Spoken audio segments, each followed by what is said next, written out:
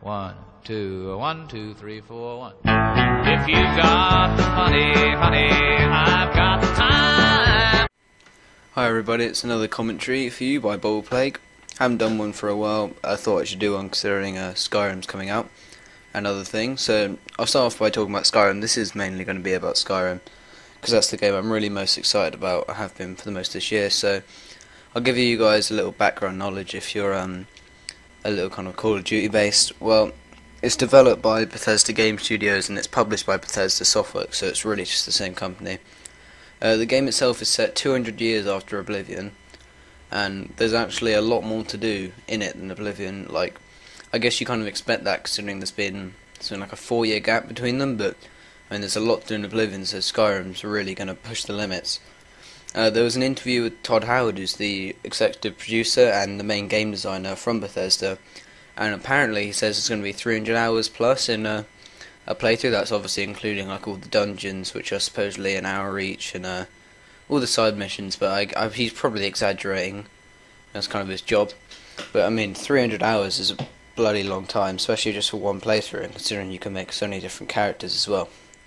Well, I've always really thought Elder Scrolls has been better than Fallout on the kind of next-gen consoles. I'm not so sure about the old PC ones, I haven't played them.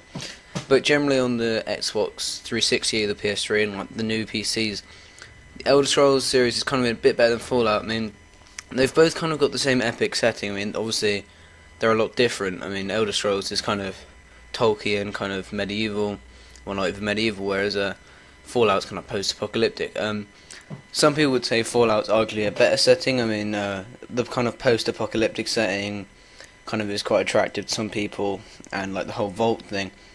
But I think Fallout kind of lacked solid and kind of exciting gameplay. Like whenever I play Fallout 3, I don't really play New Vegas that much, it's quite buggy, but Fallout 3, I mean, the gameplay, I always end up using VATS because shooting outside of it's really poor, but even though in VATS it's not very accurate, so the shooting of Fallout's never been that good. And also, it's got melee, but it's really pointless. It's not very good at all.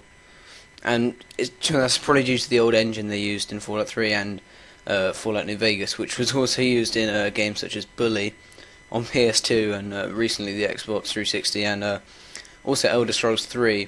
So it's quite an outdated engine. And obviously, I think Elder Scrolls has better combat as well. There's a lot more variety because you can do magic, archery, and you've also got the melee side. I mean, I guess Fallout's kind of limited from the setting it has, but there's only ranged combat, which is obviously just the shooting, which isn't that good. There's also just the really poor melee combat, which I don't think anyone really used. But Fallout's still kind of great because it's flaws, because obviously the backstory, it's really engaging. The shooting's not awful. It's not game ruining, but I mean, it doesn't really add much. It's kind of just there. Skyrim's got a new engine. It's called the Creation Engine.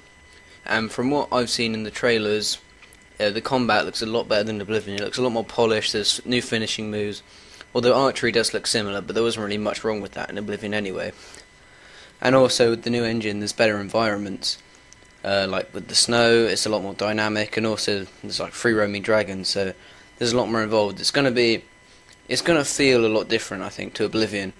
In many ways, it's gonna look a lot better as well.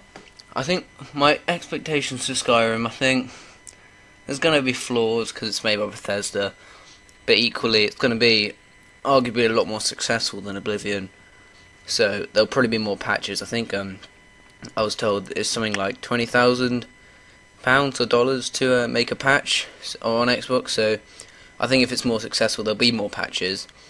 I think everything you expect from it there'll be, and there might even be a bit more because they haven't really released much info despite the kind of numbers of gameplay that's up on YouTube. I don't think they've released that much, at least not what they're promising.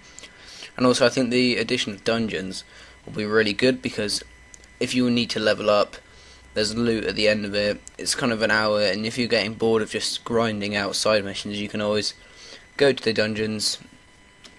I think the game itself is going to be a great alternative to Modern Warfare 3, considering Modern Warfare 3 is going to get really frustrating very quickly. I mean, I know it will for me. I don't know about everyone else, but nowadays I can't play kind of any more than 3-4 games of Black Ops, and I mean that's mainly down to Black Ops not being very good, but I get frustrated really quickly, so I think it'll be a nice change of pace, because Call of Duty is kind of really fast. It kind of forces you into things. Whereas Skyrim can be played kind of how you want to play it. So you can take it slow, or you can just burn right through it.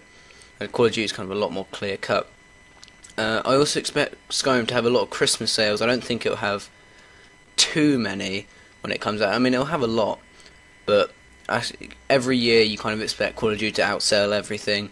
And considering Skyrim comes out 3 days after MW3, which I find kind of strange, I'm not sure why they've done that, unless they think they're really going to compete, but I think a lot more people will buy Modern Warfare 3 when it comes out, not have enough for Skyrim, but then they'll get it at Christmas. DLC, I hope it'll be out by Christmas for Skyrim, because I think from November the 11th to Christmas, I think that'll be enough time for most players to kind of explore the large sections of the game.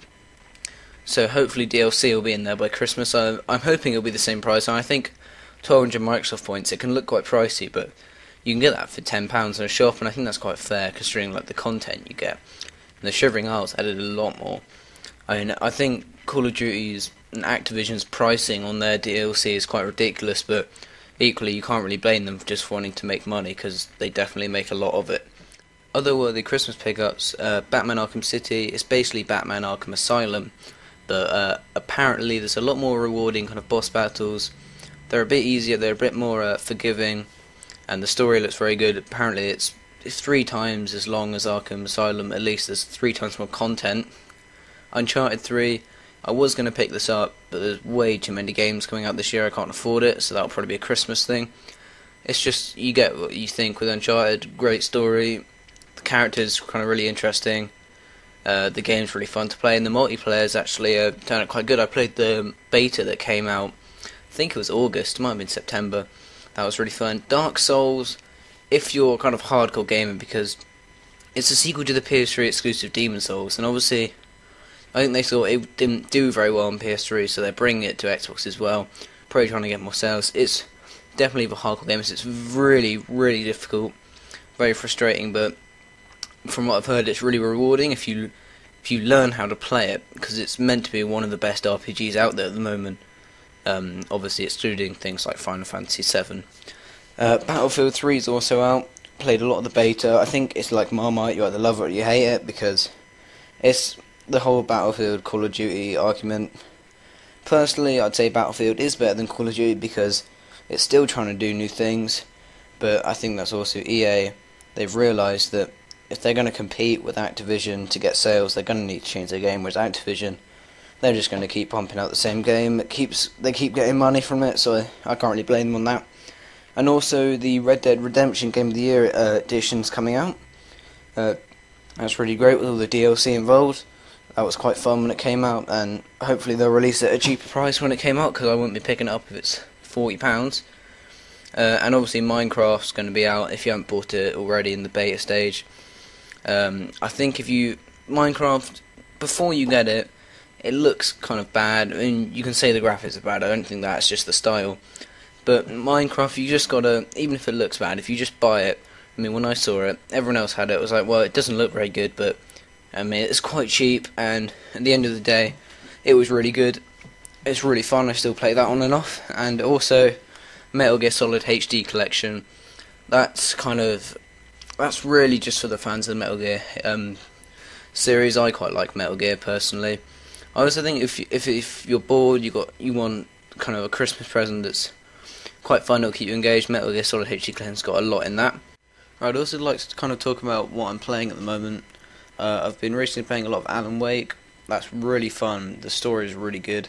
I think if you can pick it up now for £10-15, really worth it. Great story.